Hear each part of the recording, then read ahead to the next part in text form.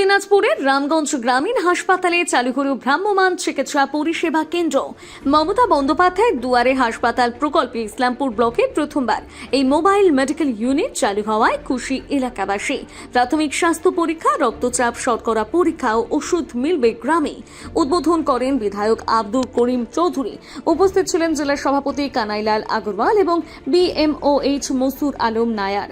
নির্দিষ্ট সূচি মেনে বিভিন্ন গ্রামে পরিষেবা দেবে ইউনিটটি, ফলে প্রান্তিক মানুষের চিকিৎসা আরো সহজলভ্য হবে। এ বিষয়ে বিধায়ক আব্দুল করিম চৌধুরী জানান, ধন্যবাদ জানাচ্ছি যে আমারও ভিতরে যেটা চিন্তাধারা ছিল, ইচ্ছা ছিল, উনার মাথায় চলে গেছিল। উনি যেটা করেছেন, স্বাস্থ্য বন্ধু হিসাবে উনি চিন্তা করলেন। আমাদের স্বাস্থ্য দপ্তর আছে, স্বাস্থ্য বিভাগ আছে, তার মধ্যে বিভিন্ন রকমের চিকিৎসার ব্যবস্থা আছে। একটা প্রকল্পের মধ্যে দেওয়া হয়েছে, তারপর কাজ করেছে অনেকে ছাত্রীদের জন্য, সকলের জন্য। ঠিক এরকমই এটা স্কিম স্বাস্থ্য বন্ধু হিসাবে মমতা ব্যানার্জি পাস করেছেন, যেটার মধ্যে কি বলতে কি মোবাইল মেডিকেল সার্ভিস।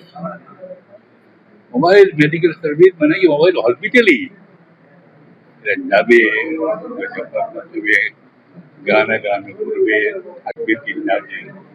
লোকের যারা আমরা গরিব অবস্থা, দুস্থ অবস্থা, যারা হসপিটাল পর্যন্ত আসতে পারে না, তাদের দেখবে, তাদের চিকিৎসা করা দেখবে, রেফার করে, যেটাকে সিরিয়াস মেন্টাল থাকে ওরা রেফার করে দিবে মেডিকেলে, মেডিকেল করে সব করে। তো এ তো ভালো সার্ভিস। এখন এটাতে আমার মমতা আমাদের এই ইনিশিয়েটিভ বেশি দিন করিনি, এই তো গত বছর করেছে, গত বছর নম্বর মাসে। উত্তর দিনাজপুর থেকে অনুপ জয়সওয়ালের প্রতিবেদন, নিউজ টুডে।